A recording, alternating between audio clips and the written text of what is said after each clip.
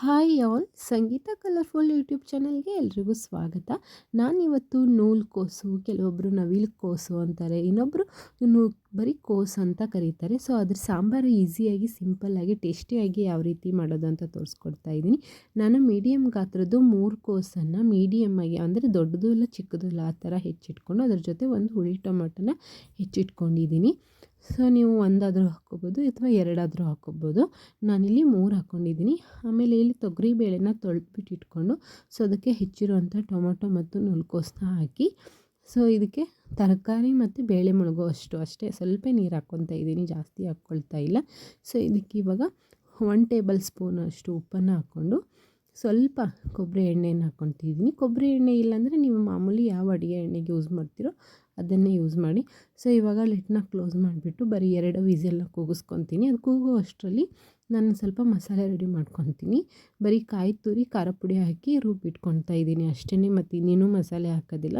So ಅಷ್ಟರಲ್ಲಿ ತರಕಾರಿ ಅಂದರೆ ನೂಲ್ಕೋಸು, ಟೊಮೊಟೊ, ಬೇಳೆ ಬೆಂದಿತ್ತು. ಸೊ ಆವಾಗ ರುಬ್ಬಿರುವಂಥ ಮಸಾಲೆ, ಕಾಯಿ ಹಾಗೂ ಖಾರ ಪುಡಿನ ಅಷ್ಟೇ ರುಬ್ಬಿರೋದು. ಸೊ ಅದನ್ನ ಹಾಕ್ಬಿಟ್ಟು, ಸೊ ಈಗ ನಿಮ್ಗೆ ಎಷ್ಟು ನೀರು ಬೇಕು, ಗಟ್ಟಿಯಾಗಿ ಬೇಕು ಅಂದರೆ ನೀರು ಸೇರಿಸೋ ಅವಶ್ಯಕತೆ ಇಲ್ಲ. ಸೊ ನಿಮಗೆ ತೆಳುವಾಗಿ ಬೇಕು, ಎಲ್ರಿಗೂ ಆಗಬೇಕು ಅಂತಂದರೆ ಸ್ವಲ್ಪ ನೀರು ಎಷ್ಟು ಬೇಕೋ ಅಷ್ಟು ನೀರನ್ನು ಸೇರಿಸ್ಕೊಂಡು ಸ್ವಲ್ಪ ರುಚಿಗೆ ತಕ್ಕಷ್ಟು ಉಪ್ಪನ್ನು ಹಾಕ್ಕೊಳ್ಳಿ. ಸೊ ನಾನಿಲ್ಲಿ 1.5 ಟೇಬಲ್ ಸ್ಪೂನಷ್ಟು ಉಪ್ಪು ಹಾಕ್ಕೊತಾ ಇದ್ದೀನಿ. ಸೊ ಹಾಕ್ಕೊಂಡು ಲಿಡ್ನ ಕ್ಲೋಸ್ ಮಾಡಿ 1 ಕುದಿ ಬರೋವರೆಗೂ ಕುದಿಸಿ, ಆಮೇಲೆ ಹುಳಿ ಹಾಕ್ಕೊತಾ ಇದ್ದೀನಿ. ಹುಳಿನ ಈಗ ನಾನು ಹುಳಿ ಟೊಮೊಟೊ ಹಾಕ್ಕೊಂಡಿರೋದ್ರಿಂದ ಹುಳಿನ ಸ್ವಲ್ಪ ಕಡಿಮೆ ಹಾಕ್ಕೊಂಡಿದ್ದೀನಿ. ಸೊ ಅದಾದಮೇಲೆ ಅದನ್ನ ಲಿಡ್ನ ಕ್ಲೋಸ್ ಮಾಡಿ ಕುದಿಯೋಕ್ಕೆ ಇಟ್ಬಿಟ್ಟು ಸೈಡಿಗೆ, ಅಂದರೆ ಪಕ್ಕಕ್ಕೇ ಒಗ್ಗರಣೆ ಕೊಟ್ಕೊತಾ ಇದ್ದೀನಿ.